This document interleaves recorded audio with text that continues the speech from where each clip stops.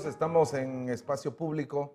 Soy Álvaro Pop y para mí es un verdadero gusto estar de nuevo en sus hogares, estar de nuevo en este espacio, en este proyecto de comunicación, de diálogo ciudadano, de encuentro en esa diversidad de país, con la idea y con el propósito de escuchar voces, las voces de los pueblos indígenas, nuestras voces, con la idea igualmente de provocar una construcción de ciudadanía en un momento muy particular, un momento en el cual el país se prepara para tomar decisiones importantes. Recién salimos del ejercicio de primera vuelta de elecciones generales y estamos a punto de iniciar precisamente un momento de segunda vuelta. Y precisamente para hablar de eso en este ciclo de entrevistas, hemos tenido a los actores más importantes de ese ejercicio. En esta oportunidad, para mí es un gusto y un verdadero honor compartir con la candidata vicepresidencial del Partido Libertad Democrática Renovada Líder, doña Raquel Blandón Sandoval, bienvenida. Muchas gracias. Es un verdadero gusto para mí el tenerla acá y realmente reflexionar de inicio y de entrada sobre esos 27 años de democracia, en el cual usted ha sido una actora significativa. Y precisamente pensando en ese inicio y sobre todo 27 años en el que el país ha intentado aprender y desarrollar cosas, ¿cómo lo evaluaría? ¿Qué pasaron estos 27 años ahora que usted retoma un ejercicio político partidista importante? Bueno, en primer lugar, agradecer la invitación de Álvaro y de la Academia al programa de TV Maya, felicitarles por la labor realizada hasta ahora y con mucho optimismo hacia el futuro. Han pasado muchas cosas en estos años, son más de 2 décadas, en las cuales pues hemos visto avances, también lastimosamente retrocesos, sobre todo en el área de debilitar el gobierno, de debilitar la institucionalidad del Estado. ¿Está más débil que hace 27 años? El Estado sí, la sociedad civil no. Creo que el gobierno, la institucionalidad gubernamental se ha debilitado bastante, pero ha sido como parte de gobiernos de ideología liberal, de estilo neoliberal en política económica y gobiernos que podíamos calificar como de derecha. Han debilitado bastante el gobierno porque no creen que el gobierno tenga un rol directriz de primera línea en muchos temas, pero sí hemos avanzado mucho, afortunadamente, en los temas que eran prioritarios cuando recibimos ese primer gobierno democrático que me tocó junto con el licenciado Roberto Carpio Nicol, que era el vicepresidente electo, y el licenciado Marco Vinicio Cerezo Arévalo. Nos tocó pues recibir y presidir el gobierno. Sí se han hecho muchos avances porque haciendo una retrospectiva recibimos Guatemala y el gobierno en un estado de calamidad económica, moral, política y en guerra. O sea, era el peor escenario posible y sin embargo con esa juventud que teníamos, con ese entusiasmo, sin cansancio, sin molestias, sin enojos, pudimos sacar el país adelante en esa etapa tan difícil. Se logró recuperar el crecimiento económico ya a mediados del gobierno, porque teníamos un retroceso de 18 puntos abajo de decrecimiento económico. Era una situación terrible.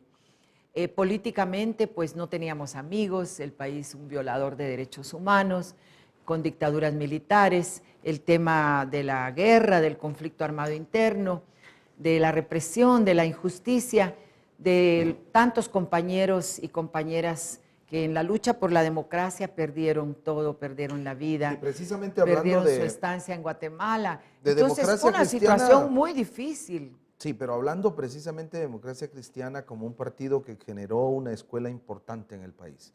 Hasta el día de hoy, gente que se formó en la Democracia Cristiana sigue haciendo ejercicios de participación ciudadana. Yo misma, precisamente, con mi formación política, con los principios social cristianos, las ideas de justicia social, pues recibimos un gobierno después de una lucha de 2 décadas por la democracia y tuvimos que sufrir, digamos, todo ese problema de que algo que se termina no se quiere terminar. El cambio va llegando paulatinamente y el poder político es fluido, el poder no termina de un solo. Entonces todavía había mucha influencia del poder militar, del poder tradicional, del poder, si tú quieres, antijusticia social. Y bueno, ese gobierno de alguna manera también tenía debilidades. No se podía hablar de desaparecidos, no se podía hablar de refugiados, no se podía hablar de derechos humanos. Eran cosas, temas tabús que no se podían hablar. Pero poco a poco, como te digo, con mucha paciencia, mucho estilo político y mucha fortaleza, se fue diluyendo todo esto, se pudo plantear por parte del presidente las negociaciones de paz, el proceso de Esquipulas 1 y 2, el Tratado de Paz Centroamericano, y se iniciaron pues las negociaciones. Ya se fue suavizando el panorama. Yo misma como primera dama pues interpuse mi presencia y muy buenos oficios para el tema de los refugiados políticos, que para el establishment eran todos guerrilleros, delincuentes, subversivos, etcétera. Entonces, no, se fue buscando un estatuto adecuado a las nuevas condiciones del país, adecuado al tema de la normativa internacional. Entonces fui a México, fui a Estados Unidos, fui a Honduras, donde habían campamentos de refugiados guatemaltecos, miles de personas que huyeron de la violencia y de la represión. No pude ir a Bolivia, lamentablemente, y hasta hace pocos años regresó esa colonia guatemalteca que se quedó retrasado, como marginado y apartado pues del tema, pero finalmente pudieron regresar. O sea que hemos hecho un recorrido difícil, un recorrido político, social, ideológico, duro, pero al mismo tiempo apasionante. Y luego, en estos años de democracia, pues tuvimos los acuerdos de paz, Yo les digo, Guatemala ha cambiado. A la gente joven le digo, miren, el problema de Guatemala hace 20 años era político, era retornar a la democracia, era liberarnos de los gobiernos militares, de las dictaduras, era que no se robaran las elecciones. Bueno, ahora, hay una juventud que no sabe de la historia. Claro, por eso lo digo. Ahora el problema no es un problema político, básicamente. Tenemos elecciones, tenemos un Tribunal Supremo Electoral, tenemos institucionalidad democrática que se ha fortalecido en estos años, y eso es un avance positivo. Tenemos avances también en que la sociedad civil está organizada, ya no es como antes. Ahora los gobiernos y nuestro gobierno con el doctor Manuel Valdizón, pues vamos a trabajar en armonía con las agendas sociales de los movimientos.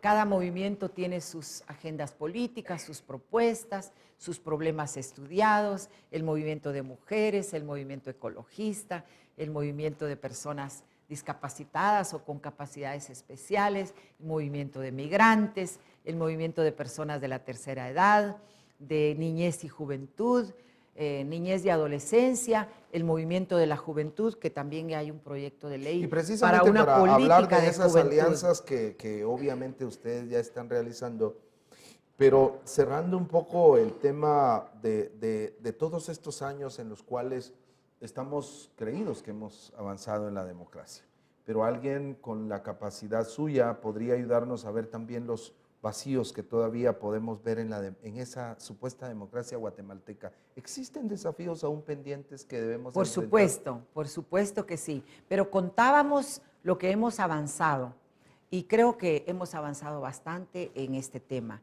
¿Qué falta? Falta la vocación política para que esas agendas se cumplan.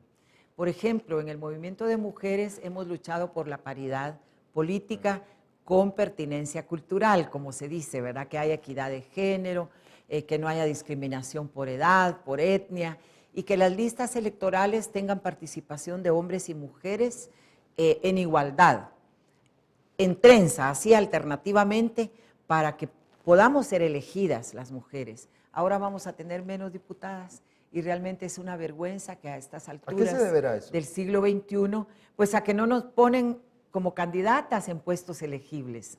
Entonces, hemos participado, hemos aumentado nuestra participación política y ciudadana, pero a la hora de figurar como candidatas a un puesto de elección popular, pues hay escollos, hay obstáculos, hay problemas. Uno es pues que no nos ponen hasta arriba en los puestos altos por decisión política. Otro es porque no tenemos dinero. Entonces muchas veces para ser candidato o candidata te dicen tiene que poner tanto y las mujeres pues no tenemos mucho poder económico. Eso limita también bastante. Pero estamos estudiando algunas propuestas para aliviar esto, entre ellas, uno, la reforma a la ley electoral y de partidos políticos, artículo 212, para la paridad en las listas electorales. Pretendíamos que todavía este Congreso la aprobara, porque todavía hay tiempo. Sí, el Congreso claro, no, tiene que cuando- trabajar si hasta el tiene último voluntad, día, claro. ¿verdad? Y entonces está pendiente la ley de vivienda, ahí hay un asentamiento enfrente del Congreso que están esperando que se apruebe esta ley, la ley de paridad, la ley, por ejemplo, de crear ciertas áreas protegidas que todavía no están declaradas legalmente por el Congreso, la ley de cambio climático, ¿verdad? La ley de desarrollo rural integral, que esperaríamos que esta legislatura la dejara aprobada. Todavía hay tiempo y hacemos un llamado desde esta tribuna que tan gentilmente nos proporcionas para que sean aprobadas estas leyes en esta legislatura. Nos dejarían un piso de gobernabilidad muy bueno al próximo gobierno, Claro. y creeríamos que podríamos trabajar todavía en estos días que quedan. Y efectivamente estamos con la idea de que, siendo realistas, este Congreso de la República pudiera avanzar, por ejemplo, en la Ley de Desarrollo Rural. Sin embargo, se ve difícil. ¿Ustedes creen que hay un par de iniciativas que todavía pueden pasar? Pues hacemos el llamado para que todavía pasen estas iniciativas. El tema problemático es que se está discutiendo el presupuesto. Sí, que eso la va a ocupar el mes de ampliación, noviembre. una readecuación para responder, digamos, a la última emergencia de esta tormenta 12E. Y bueno, ahora mismo plantearon una interpelación hoy día, Claro. y entonces todo eso va retrasando. La política tiene sus tiempos, pero creemos que ya se tomaron demasiado tiempo, ya son más de 10 años de la ley, de la propuesta de ley de desarrollo rural integral. Ayer estuvimos con los rectores de la Universidad Landívar, de la San Carlos, donde ellos aportan nuevos elementos para una política de desarrollo rural integral. Interesante. Creemos que las universidades, las academias tienen un gran aporte que dar a la labor de gobierno, a la labor programática de los partidos. Yo recordaba el día de ayer que la Universidad Metropolitana de México, Iztapalapa, ya tiene un aporte, ya patentado una nueva técnica para no usar cianuro en la minería, algo que es muy importante y que el doctor Valdizón lo ha rechazado, y que ya están trabajando en una planta piloto. O sea, no es cierto que se tenga que usar siempre cianuro. Ya existe la técnica y es aportada por una universidad y por científicas y científicos mexicanos. Y hablando precisamente del desarrollo rural, y para cerrar este primer bloque, hay una alianza que ustedes han hecho interpartidaria muy importante en el Congreso. Una gran cruzada nacional. Y que sobre todo tiene congresistas. ¿Se podría activar esta alianza en beneficio de la aprobación de la Ley de Desarrollo Rural? Pues yo creo que sí, todavía hay posibilidades. Porque serían mayoría. Exacto. La suma de todos estos partidos sería que se muy unieron bueno a esto. Esta gran cruzada nacional que se da en apoyo de líder por parte de 14 partidos es algo inédito en Guatemala. Tú mencionabas esa palabra, algo que nunca se había dado, porque aquí todavía la política ha sido como muy de enfrentamiento y ¿Es lo mismo la ideas alianza que muy- la reunión de muy estos partidos radicales. en el Congreso? Bueno, todavía no. Esperamos que se pueda lograr, pero si quieres hablamos de eso posteriormente. Efectivamente, estamos hablando con la licenciada Raquel Blandón Sandoval, candidata vicepresidencial del partido líder, y que en esta oportunidad intentamos hacer una reflexión precisamente de las tareas legislativas, pero vamos a volver con más después de estos mensajes.